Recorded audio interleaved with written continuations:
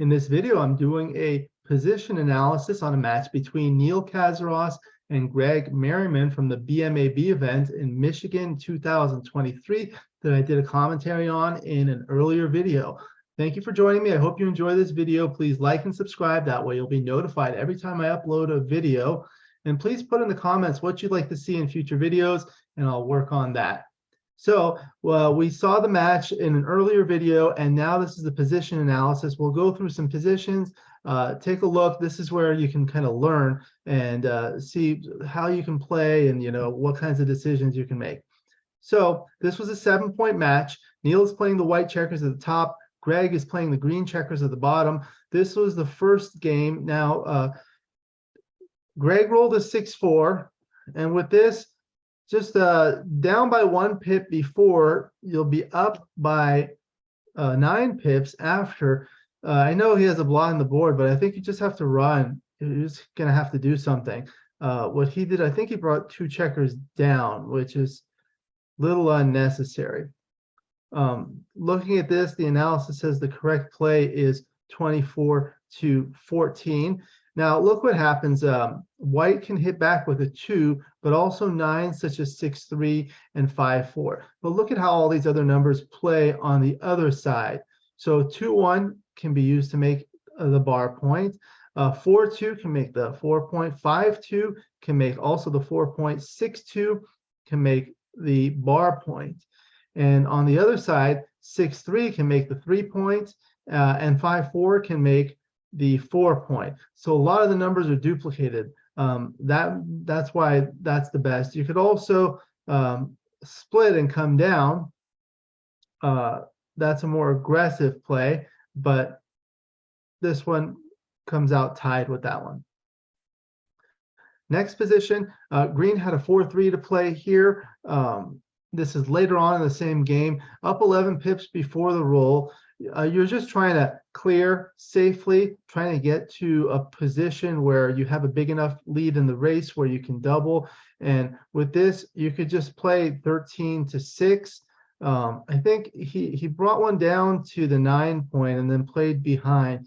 It's nice to have a nice distribution of spares, but you really don't want to lose this spare here and just dump it there. Not only does it make you lack a spare in case green runs away, but also this is a good checker here for an efficient bear off. Not a huge deal, but when you get better and better, you get good at these things, and you want to just make sure you're just coming in safely, and then large doubles like double sixes are really good if you play this way. Whereas if you have one here, you wouldn't be able to clear the 9 point with the subsequent double 6 or double 5. Next was 5-2. So same idea with this. You just play 13-6. It does leave an 8 shot, but if you notice, double 4s and double 2s are blocked. So it's only 6-2 and 5-3 that hit. 6-2 is already duplicated, and white has a blot on the board. So it's safe enough where you could just come in 5-2, already up 10 pips in the race. So you'll be 17 pips up after the roll. Hopefully you'll be able to double if white rolls something small. And I think he played 9-4, 8-6. And it does clear the spares here, not leaving any shots, but you really just want to kind of come home. Next one is the 5-1. Same idea. Just bring one down and make the 3 point. It again leaves the 8s, but double 2s and double 4s are blocked. Think he cleared his 9 point, but you see it's better just bring one down and make the point. Now 6-3. Green was able to hit with a 6-3, and some people would bring another checker down, and that's a little unnecessary. I know it does help win gammons, but green's not winning a lot of gammons from here. He does not want to leave a second shot. So with the 6-3, he just hits with the 3 and continues, as opposed to bringing 2 checkers down. Hitting and continuing only gives him a single 5 to hit, without any possibilities of hitting 2 blots on one roll. If you bring 2 down, he can hit both blots with a 5-2 possibly, and you don't want to give him that option. So here you can see it was correct to hit and continue, and that's what Greg did. Good play. So that's a good learning opportunity. Next one, 5-3. So this was the next game. Greg was ahead 1-0, 6 away, 7 away. 5-3. Greg had already escaped a back checker. He did have this stack here. So I think he decided to unstack, playing 13-8 and just advancing this back checker. You could have just made the 3-point.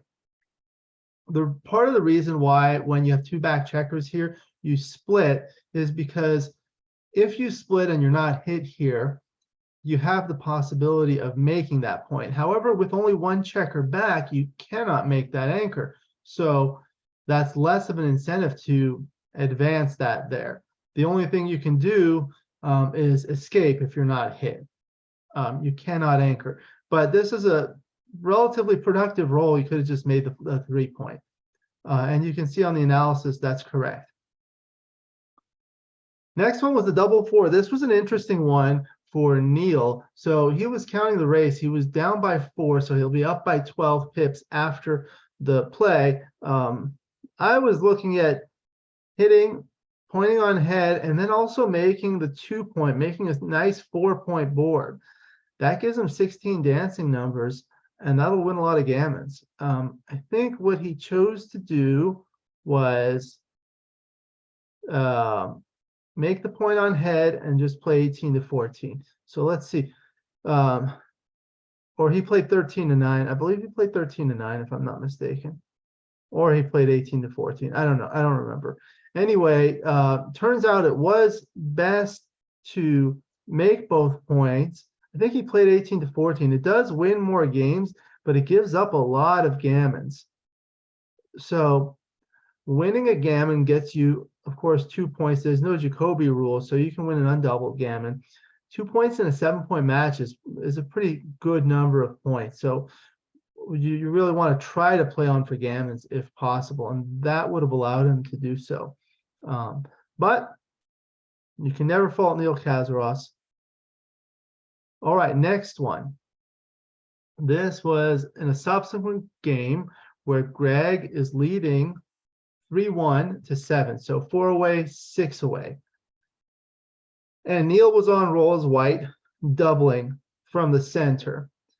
One of the things you need to think about is when you're 4 away and you accept a 2 cube and your opponent is more than 4 away, in this case 6 away, if you're going to redouble later as green, white is going to automatically redouble back for the match.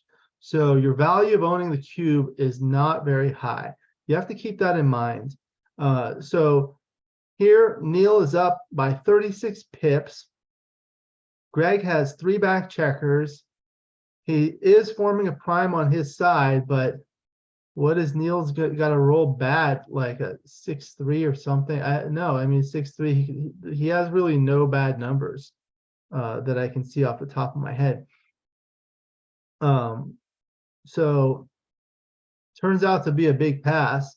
It's actually almost too good to double at 0.991. And part of it is because of the score.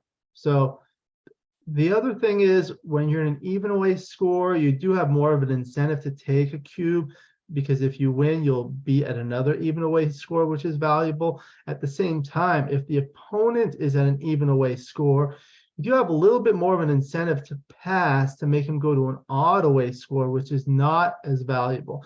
If you want to learn about these, I recommend reading Dirk Schieman's The Theory of Backgammon. That's a very complicated and technical book, but if you're interested in these types of things, it provides a very clear and detailed explanation on this. Next one was the double 2 for white. So Neil, I believe he played 13-5, just bringing an extra builder, playing completely safe. I was looking at possibly making the 9-point. That's probably the DMP play. Here, it turned out to be actually right, 13-9, and it is also, it looks like the DMP play because it wins the most games. It does win some more gammons too.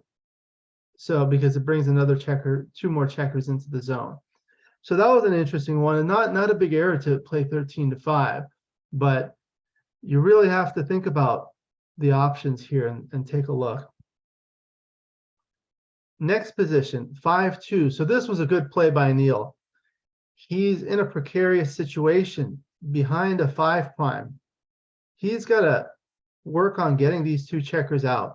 When you have two checkers glued on the 24-point anchored, that means they're not split, and your midpoint is stripped, you really need to get them moving, because if you roll like a 6, you've got to play off the midpoint, and that really disconnects these back checkers from the rest of the army. So he wants to advance with the 2, and the 5 is actually a nice other half of the roll where he can hit. So this is where he can hit and split, bringing one checker to the edge of the prime and knocking green off, putting him in the air. So that would make things like 5-3, where he would be unable to make that point on the head. And that's what he did. Turns out to be right. Hitting and coming down was a medium-sized error of 44. Now, this was later when the score was tied 3-3 to 7, 4 away, 4 away. Neil on the cube at 2. So either side winning a gammon wins the match perfectly. He can redouble to 4, killing all the gammons and making a DMP. He has a solid 6' on his side, and he has 2 checkers behind a 5'. If he rolls a 6, he's in really good shape. If he doesn't, he still at least has 1 checker somewhat contained. So it turned out to be a strong double, but a very good take. White does win almost 60% of the games here. Not a lot of gammons on either side, but black has enough winning chances, or green has enough winning chances to be able to take. And that's what they did. Now, Neil rolled a 3-1 after the take. Actually, I think the analysis is off. This should be on the other side. Might have to correct that later. I think he played off the 4-point, whereas here it says breaking the 7-point is correct. However, this might be wrong because the cube should have been turned back over here. So I might correct that later, or maybe just put it in the comments below. I'll just put in the description which play was right for this position. And then for the 5-2, this is where Neil could go out with a 5 and continue with the 2, but he was behind 22 pips in the race. So he had to just play aggressively, hit with 7-2, and then play 7-5. And that's what he did correctly. Running was actually a blunder. And again, this one was analyzed with the cube in the wrong place.